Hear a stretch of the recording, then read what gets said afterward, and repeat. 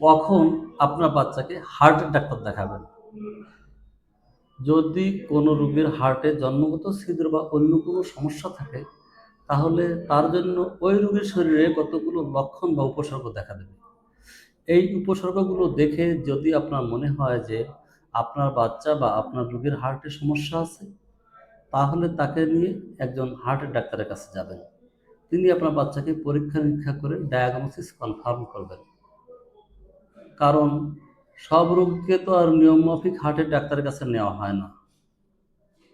কিন্তু কি সেই লক্ষণ যা দেখে একটা রোগীর গার্ডিয়ান বা বাবা-মা প্রথমে সন্দেহ করবেন যে তাদের বাচ্চার হয়তোবা জন্মগত হৃদরোগ থাকতে পারে এবং এর জন্য ডাক্তার দেখাতে হবে?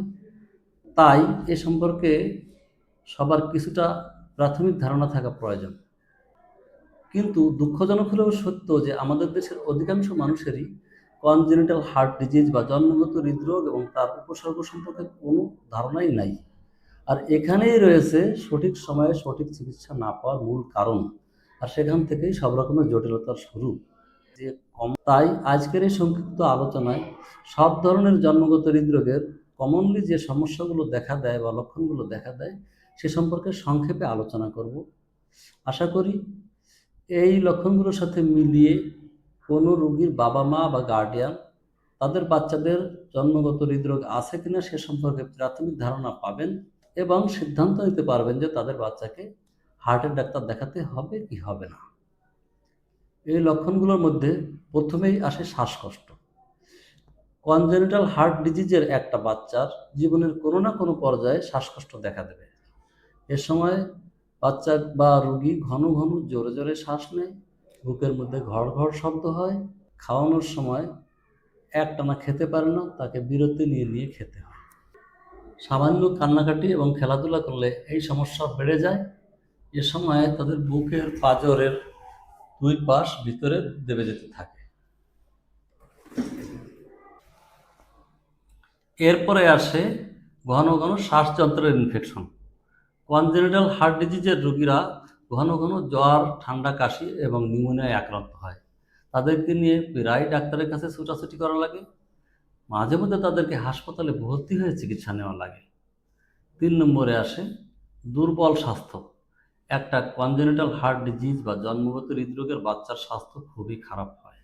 তারা ঠিকমতো খাওয়া দাওয়া করতে পারে না, বয়স অনুযায়ী তাই তাদের শরীরও বাড়ে না। দীর্ঘদিনের রোগে ভুগতে থাকলে এসব বাচ্চাদের শরীর কঙ্কালসার হয়ে যায়, ওজনও অনেক কম থাকে। ৪ নম্বরে আছে সায়ানোসিস বা শরীর কালচে বর্ণ ধারণ করা। সায়ানোটিক কনজেনিটাল হার্ট ডিজিজ যেমন ট্রক, টিজিএ প্রভৃতি, এছাড়াও দীর্ঘদিন অবহেলা বা চিকিৎসা না পেলে অ্যাসায়ানোটিক হার্ট ডিজিজ যেমন সিম্পল ভিএসটি রোগীদেরও সারা শরীরের ত্বক কালচে বর্ণ ধারণ করে। বিশেষ করে হাতের তালু এবং পায়ের তালুতে এই সমস্যা বেশি দেখা দেয়। এছাড়া ঠোঁট, জিহ্বার মাথায় এই সমস্যা খুবই স্পষ্টভাবে দেখা দেয়। বাচ্চা সামান্য খেলাধুলা, কান্নাকাটি বা খাওয়া দাওয়া করার সময় এই সমস্যা অনেক বেড়ে যায়। এ সময় বাচ্চারা নিস্তেজ হয়ে পড়ে, নেতিয়ে পড়ে, এমনকি খিঁচুনি উঠে অজ্ঞান হয়ে যায়।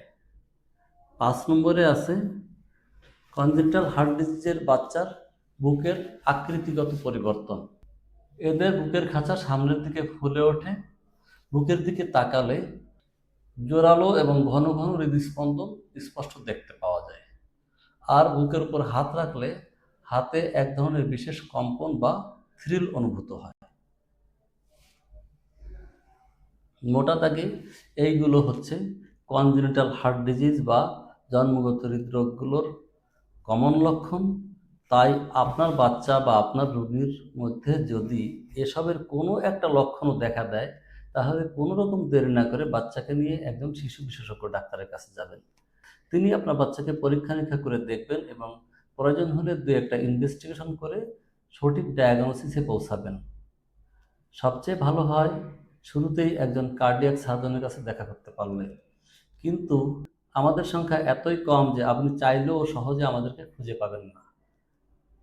তাই প্রাথমিকভাবে ডায়াগনোসিস কনফার্ম হওয়ার পর সকল কাগজপত্র সহ বাচ্চাকে নিয়ে একজন কার্ডিয়াক সার্জনের কাছে যাবেন, তার সঙ্গে বসে আলাপ আলোচনা করে আপনার বাচ্চার একটা কমপ্লিট চিকিৎসা পরিকল্পনা ঠিক করবেন। আপনার বাচ্চার জন্য অপারেশন লাগবে কি না, ডিভাইস দিলে সমস্যার সমাধান করা যাবে কি না, বা অপারেশন লাগলে সেটা কখন করাবেন, ওষুধ দিয়ে চিকিৎসা করে কিছুদিন পরে অপারেশন করা লাগবে কি না, সবই তার সঙ্গে আলাপ আলোচনার মধ্যে নির্ধারিত হবে। যেহেতু অধিকাংশ কনজেনিটাল হার্ট ডিজিজের বাচ্চাদেরই অপারেশন প্রয়োজন হয়, তাই একজন কার্ডিয়াক সার্জনের সাথে আলাপ করে সিদ্ধান্ত নেওয়াই ভালো। অন্যথায় অকারণ অজ্ঞতা, অবহেলা, আর্থিক সমস্যা বা অন্য কোনো অযৌক্তিক কারণে যদি আপনার রোগীকে চিকিৎসা করতে দেরি করেন, তাহলে এই রোগীকে নিয়েই আপনার পুরো ফ্যামিলিকে সীমাহীন ভোগান্তিতে পড়তে হবে, এমনকি অকালে হারিয়ে ফেলতে পারেন আপনার বুকের মানিককে। আজকের আলোচনা এ পর্যন্তই। ধন্যবাদ।